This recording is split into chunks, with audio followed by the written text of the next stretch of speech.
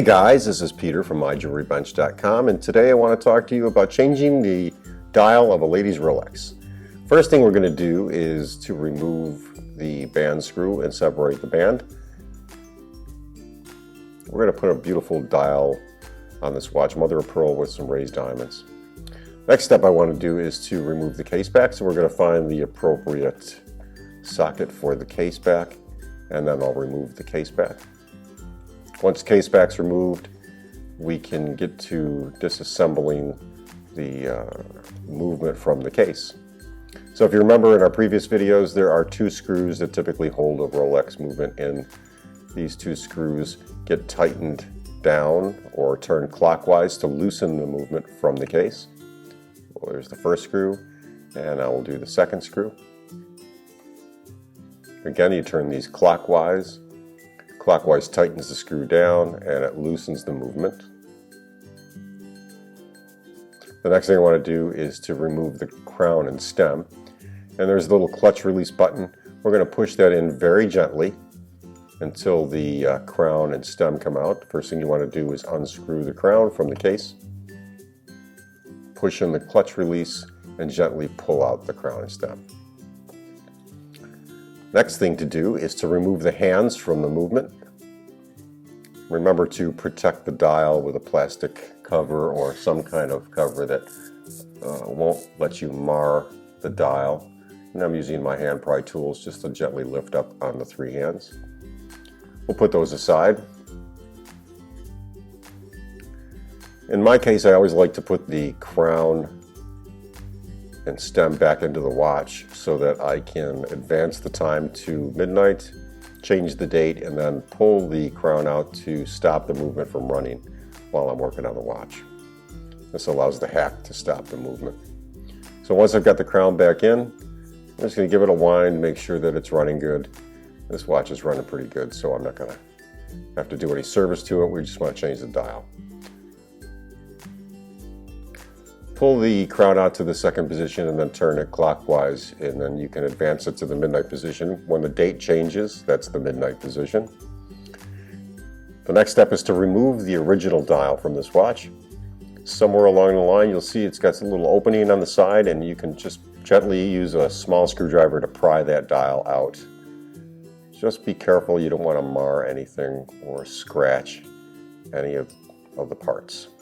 The dial comes off pretty easy on these Ladies Rolex. And you'll notice, if we look closely, you'll see that the date ring is held in place with a little C-clip. And that C-clip is placed just above a ruby jewel, which allows the date ring to turn much easier. Now let's grab the new dial. And one of the reasons I like to have the stem and crown in is so I can align the date window in a perfect position. And you'll notice I have a rubber glove on my hand, and I'm going to gently squeeze the dial onto the case or onto the watch movement. And I'm going to work my fingers across the entire perimeter of it, just making sure that it's firmly in place. The goal here is to get the dial to seat itself with enough pressure to hold it in place and leave no gaps along the perimeter of the dial band. I'm just making sure the watch moves here by pushing back the crown, and you can see it takes right off, which is a good sign. Now we'll check to make sure that the dial is seated correctly. There should be no gaps around the entire perimeter of the dial band as it meets the case.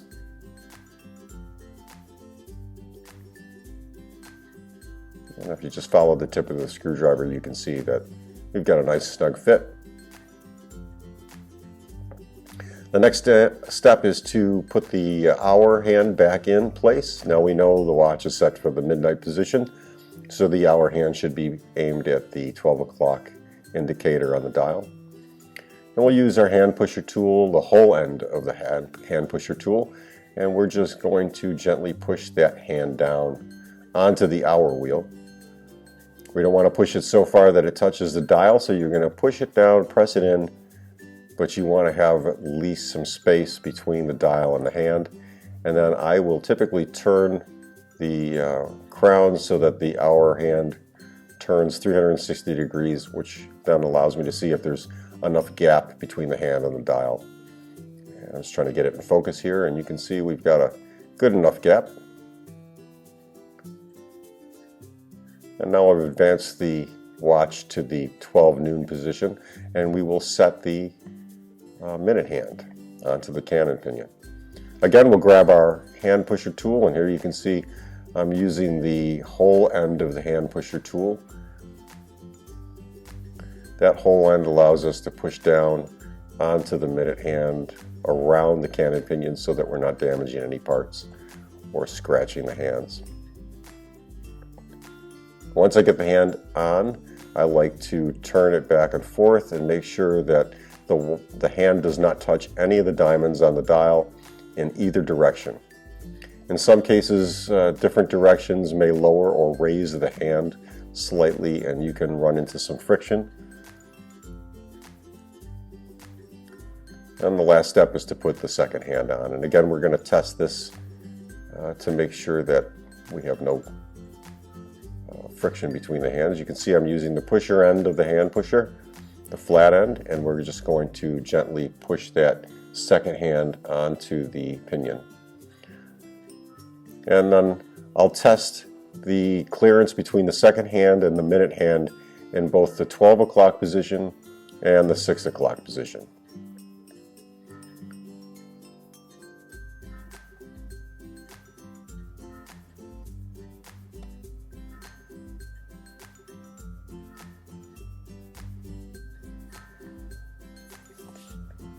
So there, I've just allowed it to clear, and I'm going to turn the hand again just to make sure it's clearing the second hand. I'll allow that second hand to twist around down to the 6 o'clock indicator, and then we'll see if we still have enough clearance at that end, just to make sure that the watch has no friction, won't slow down or stop if the hands touch. And there's enough gap there. So now it's time to remove the stemming crown one more time so that we can place the watch back into the case.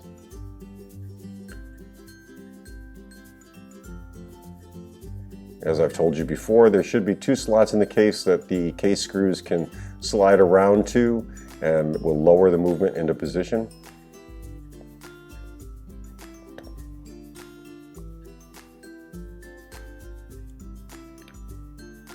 And it should drop right into place. Once we get that done, we'll line the clutch up with the case tube and insert the stem and crown back into the watch movement.